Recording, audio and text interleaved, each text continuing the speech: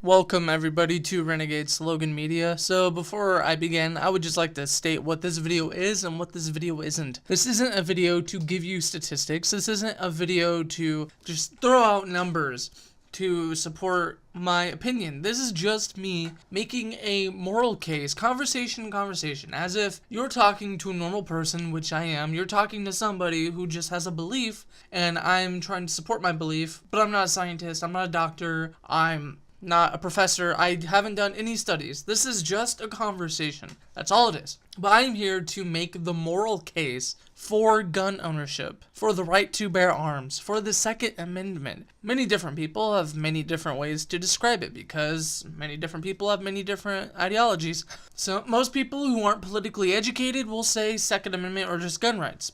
A constitutionalist will say Second Amendment, an anarchist will say self-defense, right to own property, whatever it may be.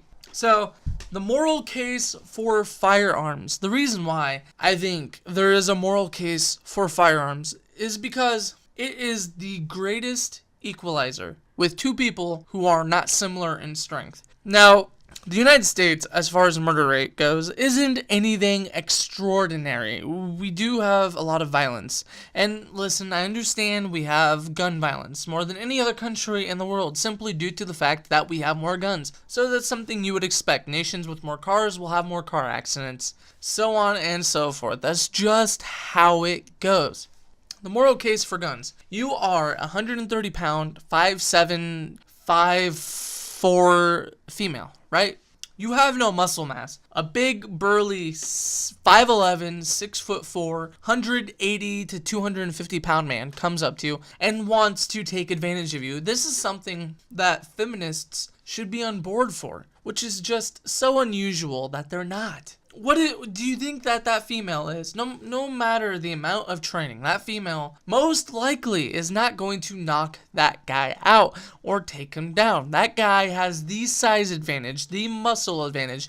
He has the biological advantage over that said female. What is the greatest equalizer? If that female pulls out a firearm. Now, she is superior to that male. Does that make sense? Now, of course, there's the argument, well, having a gun will just make it easier for the male to do his thing. Yeah, it's easy for him without a gun if the female's unarmed. So, that's just the most moral case you can make. And then there's the fact that you have your home or your sanctuary, your apartment, your property. What means do you have to defend it? What, locks? You can get past locks easy. You can bust down a door. You can pick it. I could take a drill to my front door right now, take out the lock. I could climb up the patio, take the patio off its hinges. Every house is a little different, and they're making it a little more complex. They're making locks more complex, designs more complex. You can still break a window, so on and so forth. You have a home, regardless. You have a home, you have an apartment, you have a right to defend your property. That's a fact. You have the right to defend your property. Say you live alone, or you don't have a gun. So what are you going to do? You're going to call 911? You're going to call somebody with a gun to come to your house? And depending on where you live, they're anywhere from 10 to 30 minutes away. 10 minutes to 30 minutes away from you. And yet you're going to rely on calling the police? No, if you have a firearm and you're in your home, you have the advantage. You know your house. The other person doesn't, breaking in. For the most, probably not. Not as well as you do. You have a firearm, you win. For the most part. Now, I know the argument is that they can get a firearm, but listen. If you make firearms illegal, it's not going to stop criminals from buying them. And let's not compare gun laws to murder laws. I know TJ Kirk from The Amazing Atheist likes to say, we have laws so we can punish criminals. Yeah, we have laws against murder so we can punish them. A law against guns doesn't punish the people that use guns in violent acts at all. It punishes the people who want to buy guns legally. The only way that you're going to be able to punish people for buying a gun is if you set them up. That's the only way. You're the FBI, you're posing as a black market gun dealer, and then there you go. Criminals will have these firearms. Self-defense is, you have the right to life, liberty, and the pursuit of happiness. So you, a person, yourself, you own your own body. You have the right to life. You have the right to your life. okay? You have the right to defend your life by any means necessary. Virtually any means necessary. If that means taking somebody else's life who is threatening you, if that is a necessary thing that you have to do, you have to do it. If you're in your home, somebody's threatening your life with a weapon, or they're dressed in all black and they're charging after you, if you have to take your life or take their life, then do it. Because somebody else is violating your right to life, is threatening your right to life. You have the right to liberty, which is freedom to own property, such as a firearm. Freedom to defend yourself, which, like I said, is protecting your life. And freedom to choose how you are going to protect your life. Freedom to choose whether or not you want your life. Freedom to obtain property to protect your life. That is liberty. You have the right to pursuit of happiness.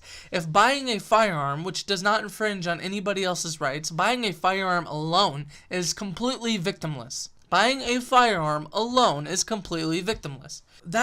If that makes you happy by feeling secure in your own home, if that makes you feel like your property is secure, like your family is secure, like your life is secure, like your neighborhood is secure, then you have a right to do it and pursue that happiness. I think most people are happy protecting their property, protecting their family, protecting their own life.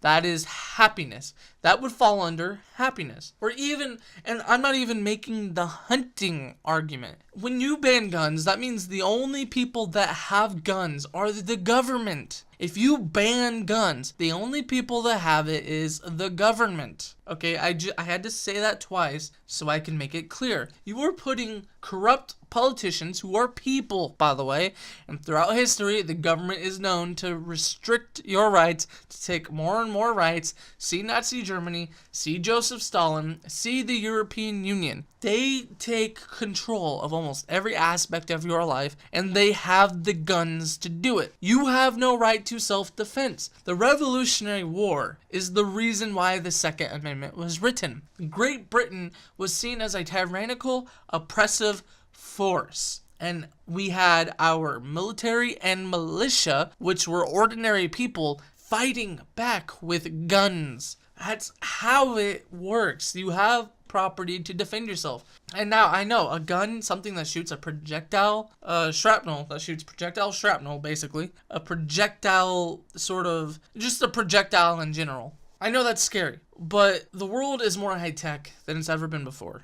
So you have a right to defend yourself with any means that will be equal to the means that somebody else has to endanger your life. Now, there's a lot of people, when they hear this argument, when they hear the moral case for firearms, they'll be like, oh, well, should people be allowed to own nuclear bombs? Which is such a straw man. It is such a cop-out. It is moving the goalposts. You go from talking about projectile you go from talking about guns to nuclear bombs. I don't know why I threw that in there. I kind of went off the trail. But that's the moral case for firearms. That's a basic moral case for firearms. To protect yourself, to be free, to protect your life, your liberty, your pursuit of happiness, your property, your family, your friends, anything that you own. Your life is within your hands. Are you going to rely on people with guns that are 10 to 30 minutes away? Or are you going to want to take matters into your own hands when it comes to defense, when it comes to self-defense, when it comes to protecting your rights, your family's rights, and the rights of those around you? Thank you. Have a good one.